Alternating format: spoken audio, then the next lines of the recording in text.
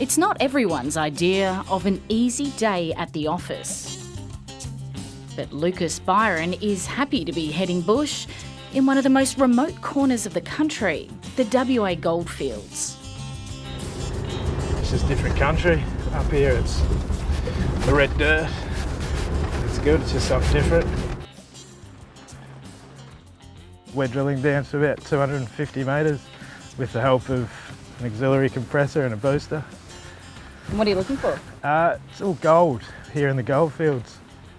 Earlier this year, Lucas and his family moved to outback Western Australia to take a job on the hot, dusty front line of gold exploration.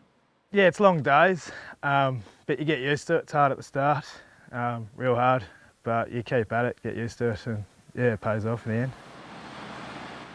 This is one of the most mineral-rich areas of Australia, and right now, the mining business is booming.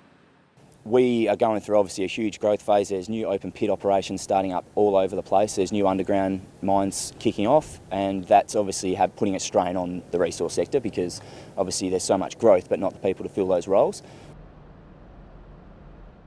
After a relatively flat few years, WA's resources sector is surging. Look, the mood is up, the vibe is good, and momentum is starting to build. When the world is going well, and in particular when China is going well, Western Australia can move really fast. It has brilliant booms, but it also has nasty busts. There are currently more than $1 billion worth of projects in the pipeline. The Kalgoorlie Super Pit is the biggest open-cut mine in Australia. Yeah, some of the biggest mining machinery in the world operates down there.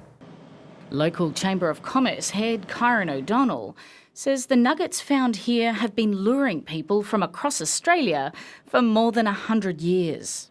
It's the Golden Mile, so this is obviously a huge strike where they've obviously made the super pit, and there's also a massive underground operation, Mount Charlotte, operating underneath, and there is talks of expansion. Companies are spending tens of millions of dollars on exploration.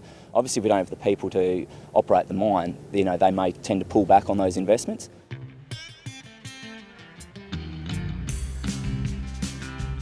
It isn't the first time that WA has been on an urgent recruitment drive. Between 2004 and 2011, the iron ore price boomed, and the WA mines became the place to go to make fast money. Fluoro-clad workers came pouring off the plains.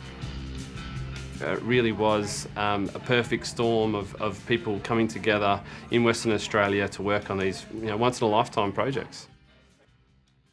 Perth recruitment specialist Chris Kent says it's unlikely companies will be willing to pay that much again. The wage explosion that happened in Western Australia was unsustainable as well, and that was because we were buying the talent.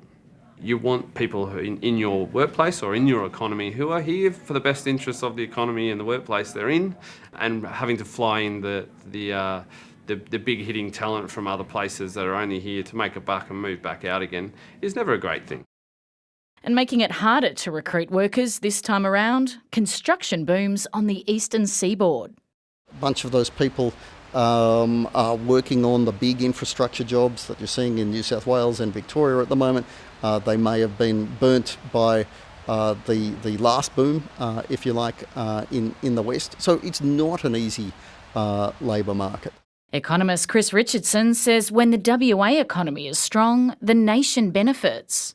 Australia's a small and rich nation, but we're different to other rich nations in terms of we sell stuff to the world. We sell the resources, the iron ore, the coal, the gas. And when the world and China run hot, then typically Western Australia runs hot with construction around mining, and that's great for Australia as a whole.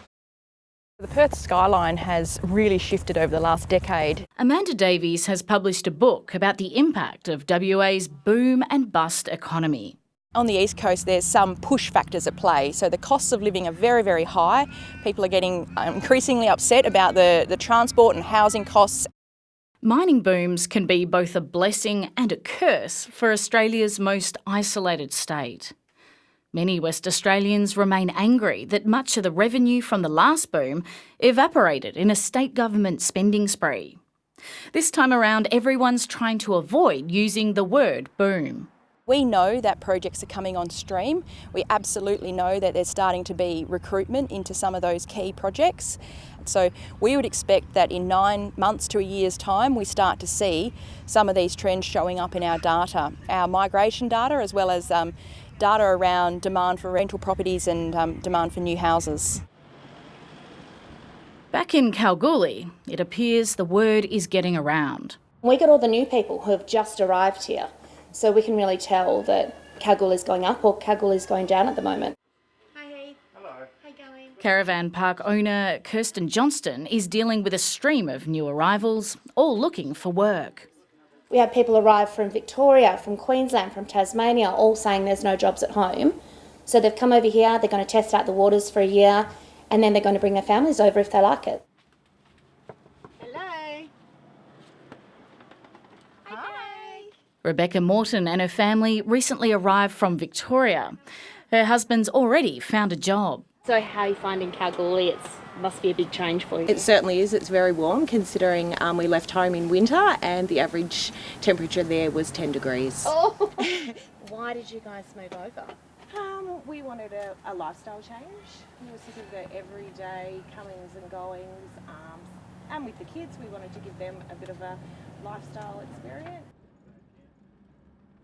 Another generation of Australians willing to cross the continent. The nature of a mining economy is that there will be periods of boom and bust, and I think that's quite well understood, that you get in whilst it's going good and then you make plans.